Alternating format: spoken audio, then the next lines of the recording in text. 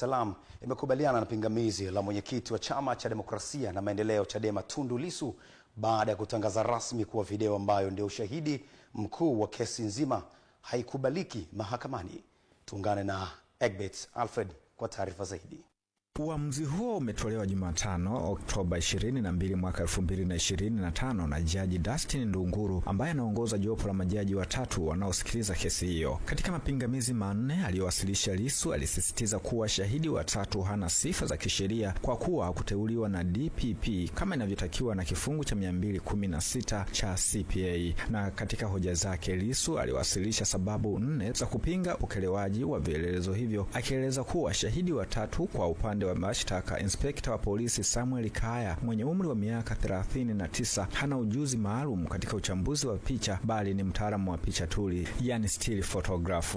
Wakati kesi hiyo ikiendelea, sauti ya mtu ilisikika ndani ya chumba cha mahakama baada ya kuvuruga utulivu kwa kuzungumza kwa sauti ya juu na kulazimika askari kumtoa ndani ya chumba cha mahakama.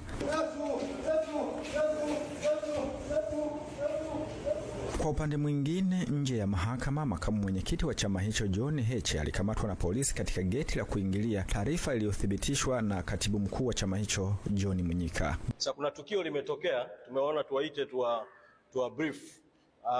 Tumetaarifiwa kwamba makamu mwenyekiti wa chama Mheshimiwa John Heche, wakati anaingia kwenye geti la mahakamani muda mchache uliopita, amechukuliwa na polisi na wameondoka naye. Baada ya tukio hilo, wakili wake Gaston Garubindi amethibitisha taarifa hizo na kusema kuwa amesafirishwa kuelekea Tarime. Amedai kwamba jeshi la polisi tayari wameshamsafirisha John Heche kutoka Dar es Salaam kuelekea Tarime.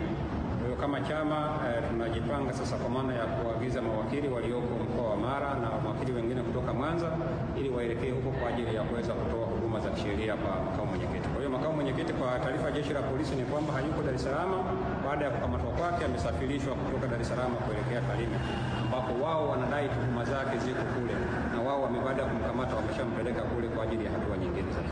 Kwa nilitaka niwape update hiyo kwamba makamu mwenyekiti tayari ameshasafirishwa, ameelekea au amepelekwa Tarime ili aweze kwenda kuambiwa hizo tuhuma ambazo wanamtuhumu nazo. Kukamatwa kwa Heche kunatokea ikiwa ni siku 3 tu zilizopita kuzuiliwa kuingia nchini Kenya wakati alipokuwa anakwenda kumzika waziri mkuu wa zamani wa nchi hiyo Raila Odinga.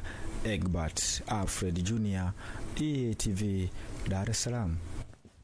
Shukran sana Egbert kwa taarifa hiyo. Na kwingineko, Athumani Hatibu mwenye umri wa miaka 20, mkazi wa